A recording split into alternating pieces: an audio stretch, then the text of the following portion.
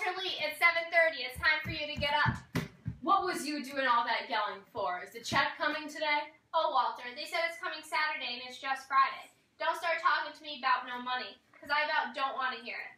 Now what is that boy doing in the bathroom all this time? He can't get to bed no earlier because he got a bunch of crazy clowns sitting up running their mouths in what is supposed to be his bedroom after 10 o'clock at night. That's what you mad about? The things I want to talk about with my friends just couldn't be important in your mind, could they? Shut your mouth. This morning, we supposed to bring 50 cents to school. Well, I ain't got no 50 cents. Could I maybe go carry some groceries in front of the supermarket after school then? What is it he wants to do? I need 50 cents. Here's $1. Get to school. You gotta start being more responsible with our money. We don't got much. You know what I was thinking about this morning?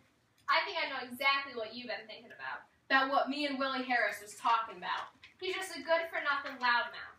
Anybody who talks to me has got to be a good-for-nothing loudmouth, ain't he?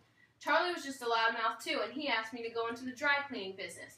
Now he is grossing $100,000 a year. Just give us a chance. Walter, please leave me alone. We, one group of men tied to a race of women with small minds.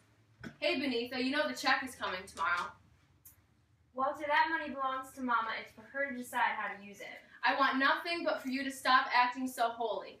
Why can't you just do something for the family, or be thankful for what we do?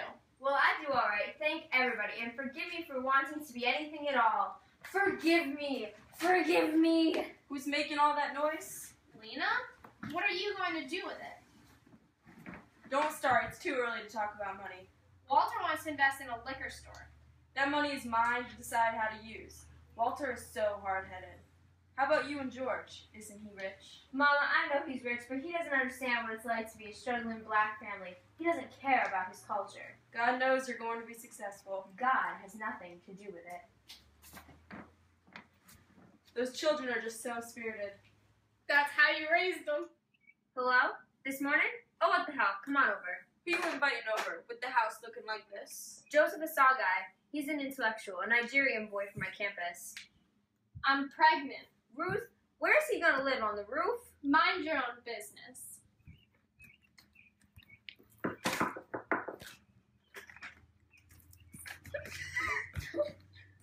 Hello, Benitha. Asandi, what did you bring me? An African robe. I love it. Why did you change your hair? Assimilation is so common in your country. I am not an assimilationist. I embrace my black culture. Goodbye. What's the matter, girl? Are you cracking up? Shut up, Mama. The mail's here. I got it! We knew this check had been coming in for a while. Don't act so silly about it. Is that the right amount of zeros? 10,000? Did it come? Walter, I think you should talk to Ruth. Look, Mama, Willie Harris put everything about the liquor store down on paper. I don't want to speak about this again. Just listen to me. This liquor store will work out. Shut up.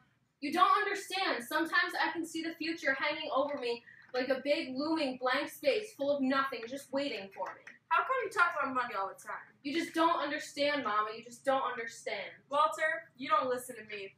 Ruth is thinking about getting rid of the child because of financial trouble we're in. I'll help us, Mama. I hate assimilationist Negroes like you, George. Oh dear, here we go. A lecture on African past of our African heritage. Let's face it, baby, your heritage is nothing but a bunch of raggedy-ass spirituals and grass huts. You really need to embrace your black heritage. No thank you. Look at my African robe. I like it. It looks sharp. Good night.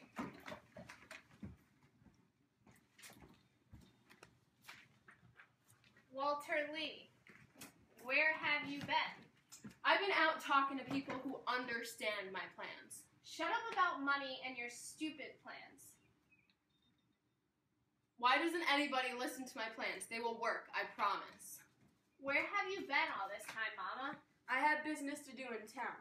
You know that money we got this morning? Yes, ma'am! Well, I bought a house. Yes, I've always wanted a house. Where's this house? It's out there in Clybourne Park. But that's a white neighborhood. Are you crazy? You run our lives. It was your money and you did what you wanted with it. You butchered up a dream of mine. You, who was always talking about your children's dreams. Walter Lee. Are you excited to move into the new house, Travis? I don't know, are you? I'm not sure. I had a dream, but Mama crushed it. I want to be just like you, Daddy. You don't understand yet, but I'm going to do business that will change our lives. You can go off to school, get an education, get a good job, be successful, and people will look up to you. Then when you have your own son, you can make his dreams come true too. Okay, Daddy.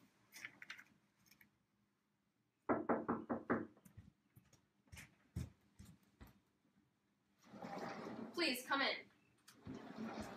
Have a seat at the table. My name is Mr. Lindner. I'm a representative of the Clybourne Park Improvement Association. It is brought to my attention that you bought a house, and I want to warn you of some of the incidents that has happened in various parts of the city when colored people have moved into certain areas. I'm willing to offer you money if you and your family don't come to live in Clybourne Park. Hold it right there. We have a right to choose where we want to live. I really hope you reconsider your options. Get out. Fine. Goodbye. Hello? Willie, no! No, no! This is not good! Don't do this to me! What's wrong, son? The money's gone! It's all gone! Lord, give me strength.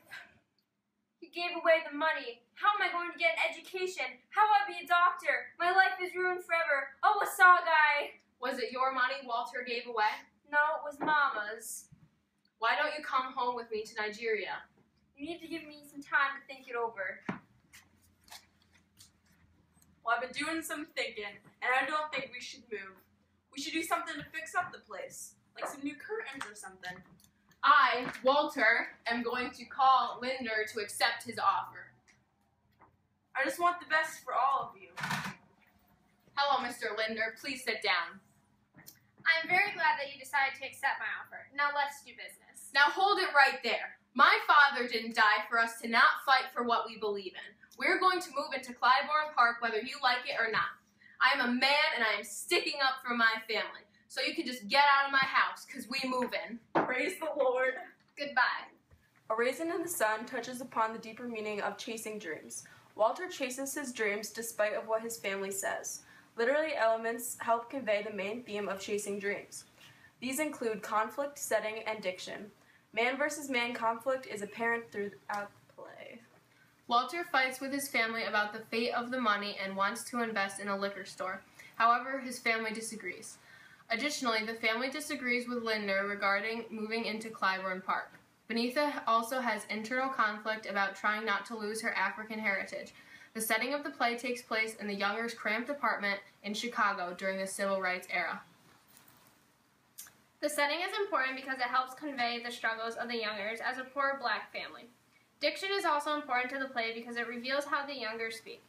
Furthermore, they speak the way they do because they are poor and uneducated. This play is very important and has a great message, and that is why we chose it.